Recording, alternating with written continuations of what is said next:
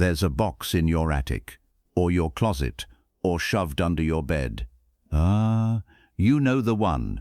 Old cables you'll never plug into anything, a birthday card from someone you barely remember, a single sock missing its pair for 11 years.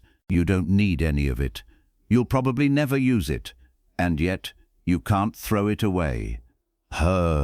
What if I told you that hesitation isn't laziness? It's not even really a choice. It's a tiny, ancient part of your brain screaming no every single time you reach for the trash can. Today we're going to open up the skull and look at exactly why some brains cling to objects like they're life rafts. And I want to be clear about something up front. This isn't about people who are messy. It's not about collectors either. This is about a real, diagnosed condition that affects somewhere between 2 and 6% of people. That's potentially more people than schizophrenia and bipolar disorder combined. And it's not just sad, it's dangerous. In some cities, hoarded homes account for a quarter of all fire-related deaths. The clutter becomes fuel, and it blocks the only way out. So this isn't a character flaw, it's neurological. And by the end of this video, you're going to understand exactly what's happening inside that skull when someone decides whether to keep or let go. Let's start with something simple. Why do objects feel so heavy with meaning in the first place? That chipped coffee mug isn't just ceramic. It's a Sunday morning, a conversation with someone you loved. Your brain doesn't file it under cup, it files it under memory. Neuroscientists call this externalized memory. Objects become an extended hard drive for your life story. And for some people, that hard drive feels safer than their own mind. Psychologists Frost and Steckety, who spent decades studying this, put it perfectly. For people who hoard, possessions aren't just objects, they're extensions of the self, keepers of memory, protectors against loss. Here's where it gets universal. Every single human brain, yours included, is wired with something called loss aversion. Nobel-winning psychologists Kahneman and Tversky proved this decades ago. Losing something hurts about twice as much as gaining the equivalent feels good. That's why losing $20 stings more than finding $20 feels nice. Now imagine that scale cranked up to the extreme. For someone with hoarding disorder, the pain of losing an object completely swallows the tiny pleasure of a clean, open space. The math in their head just doesn't add up the way it does for you. And then there's the fear of choosing wrong. Look at this broken toaster. To you, it's trash. But watch what the brain does with it. Suddenly it's a repair project, a gift, useful to a stranger, a future science experiment.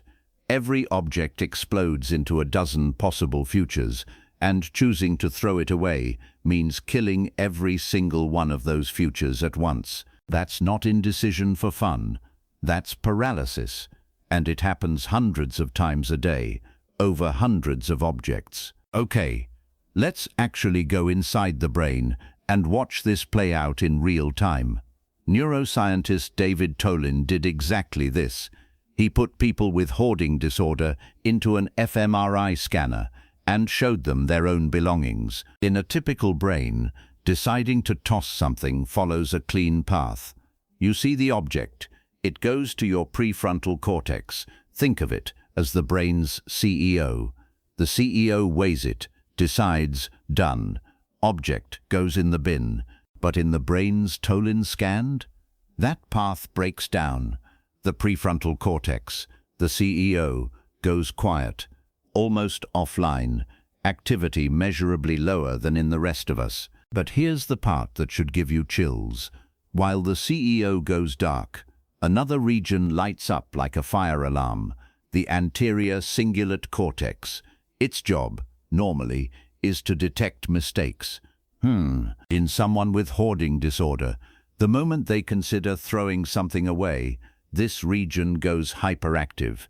It's not whispering, maybe reconsider. It's screaming, error, danger, you are making a terrible mistake. And right next door, the amygdala, your brain's fear center, joins in.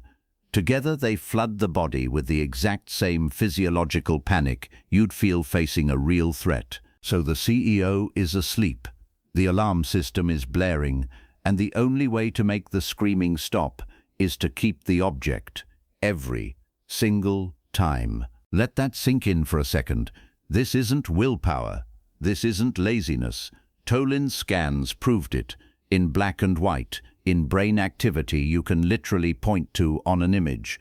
The decision-making machinery itself is malfunctioning. Mahag. And here's the twist that makes this even stranger. This broken system used to be a superpower. Thousands of years ago, hoarding resources kept you alive. If you found food, you stored it. If you found tools, you kept them. The brains that saved survived winters that killed the brains that didn't. But fast forward to today. We don't live in scarcity anymore. We live in a flood of cheap, infinite stuff. Junk mail, plastic trinkets, endless online deals. That same ancient survival instinct is still running in the background.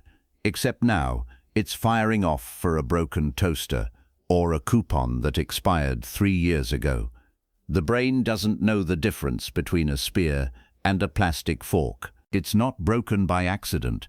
It's a survival mechanism that simply outlived the world it was built for. And this is why hoarding tends to creep up slowly.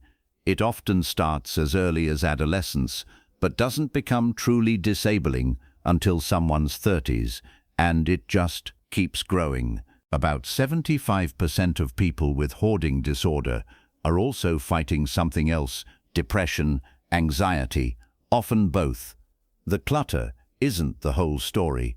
It's usually a symptom of something much deeper, which is exactly why forcing a clean-out, doing it for them, almost never works. It treats the pile. It doesn't treat the alarm system underneath it. So let's bring this back down to your attic box. You're not hoarding, most of us aren't. But that same wiring, loss aversion, memory tagging, the ancient urge to save lives in every one of us, just turned down to a whisper instead of a scream. Ooh, that's why the ticket stub sits in your drawer, why the old cable stays in the box. It's not really about the object.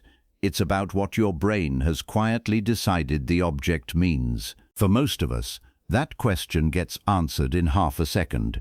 For someone with hoarding disorder, that same half-second decision can feel like defusing a bomb over and over, all day long, for every single item they own. So the next time you see a cluttered house on TV, or roll your eyes at someone who just won't clean up, remember what's actually happening under the surface: a misfiring alarm, a dimmed decision maker, and a very old survival instinct, still trying, in the most tangled way, to keep them safe. We're all just curators of our own lives, holding on to pieces of who we were.